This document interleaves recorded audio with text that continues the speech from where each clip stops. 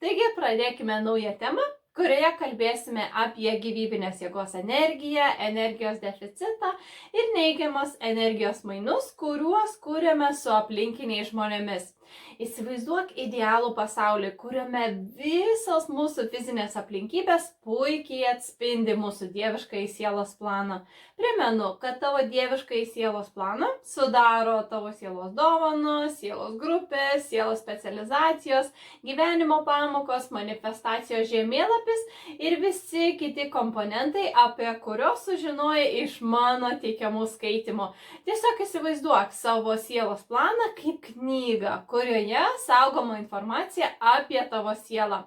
Taigi, idealiame pasaulyje, kai pilnai gyvename pagal savo dieviškąjį sielos planą, savo aplinkoje turime didžiulį kiekį lengvai prieinamos gyvybinės jėgos energijos, kuri atitinka mūsų dieviškojo sielos plano energetinės savybės. Skirtingos sudėties gyvybinės energijos dalis mums yra kaip skirtingi degalai mūsų mašinai. Mes galime priimti tik mums skirtus degalus. Kodėl tai suprasti yra svarbu? Todėl, kad kas tinka man, nebūtinai tiks tau. Ir žinoma, šią gyvybinės jėgos energiją panaudojame nuolat kurdami daugiau fizinių aplinkybių, kurios puikiai atspindi mūsų dieviškąjį sielos planą, o tai reiškia, kad turime dar daugiau prieigos prie gyvybinės jėgos energijos ir panašiai. Iš esmės, jei mūsų fizinė aplinka, mūsų santykiai, mūsų darbas, viskas, ką darome ir viskas, kuo esame apsupti, atitinka mūsų dieviškojo sielos planą, tuomet mes automatiškai apsupame save didžiuliu kiekiu gyvybinės jėgos energijos, tokios, kurią galime panaudoti. Kuo labiau mūsų fizinio gyvenimo aplinkybės atspindi mūsų dieviškąjį sielos planą, tuo daugiau turime galimybių gyventi kaip savo patirties kūrėjai. Mes iš esmės apsupame save vis didesniu kiekiu gyvybinės jėgos energijos, kurią iš prigimties galime panaudoti kaip savo kūrinių sudedamąsias dalis.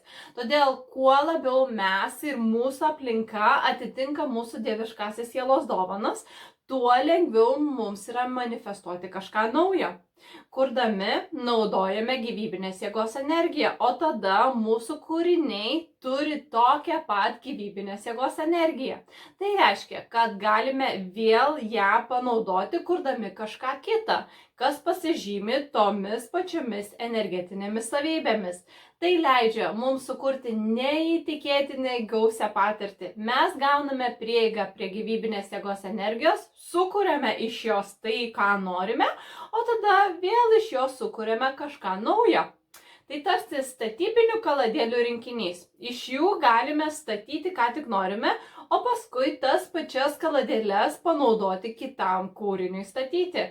Kuo daugiau statybinių blokelių turime, tuo daugiau ir didesnių statinių galime pastatyti. Kai turime daugiau žaliavų, turime daugiau kūrybinių galimybių.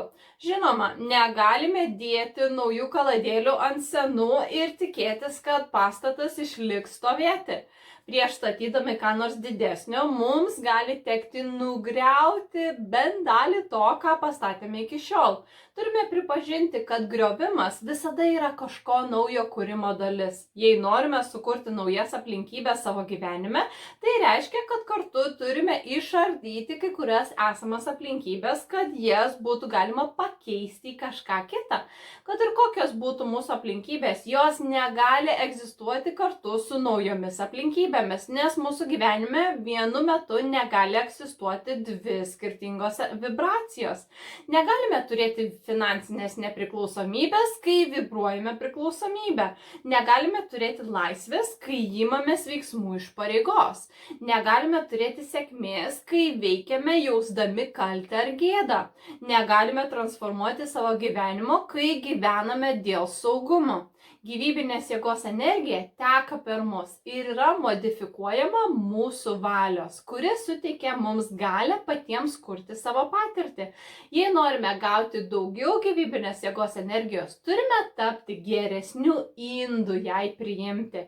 Mes negalime kaupti arba taupyti gyvybinės jėgos energijos, bet turime galimybę jos gauti daugiau. Kitais žodžiais, prie jos prieiti arba pasisemti.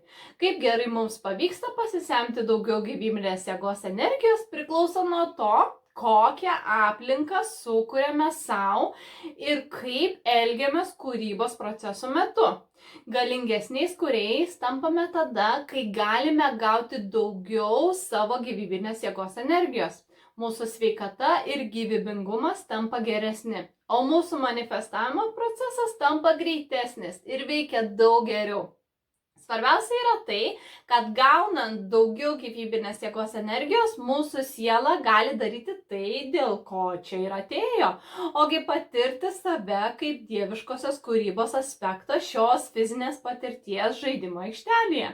Mes žmonės galvojame, kad gyvybinės jėgos energiją kiekvieną dieną gauname iš dieviško šaltinio, Dievo ar visatos ir kad jis sklinda iš tam tikros vietos ir teka į mus arba per mus.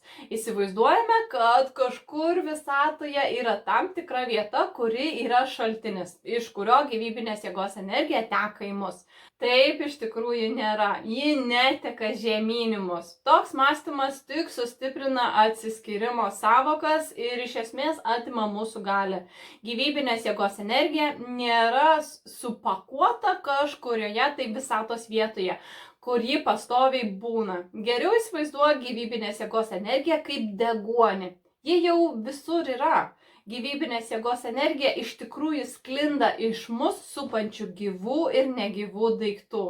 Deja, dauguma, jei ne visi iš mūsų, neišnaudoja visų teoriškai mums prieinamų gyvybinės jėgos energijos išteklių.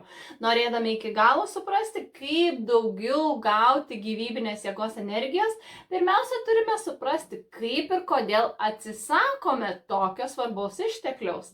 Mes atsisakome šio šaltinio, nes jo neišnaudojame. Dėl to nėra kaltas tavo vyras ar žmona, tavo vaikai ar šuo, tavo draugai ar apskritai visuomenė. Mes patys savo sukuriame šį gyvybinės jėgos energijos trūkumą.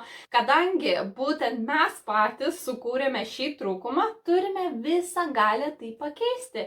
Niekas kitas negali to padaryti už mus. Jei mes visi esame sukurti tam, kad galėtume pasisemti ir panaudoti gyvybinės jėgos energiją ir sukurti be galo gausią patirtį, kodėl to nedarome? Būtent apie tai ir kalbėsime tolesniuose video. Ačiū, kad žiūrėjai ir tikiuosi, kad tau patiko šis video ir pasimatysime sekančiame.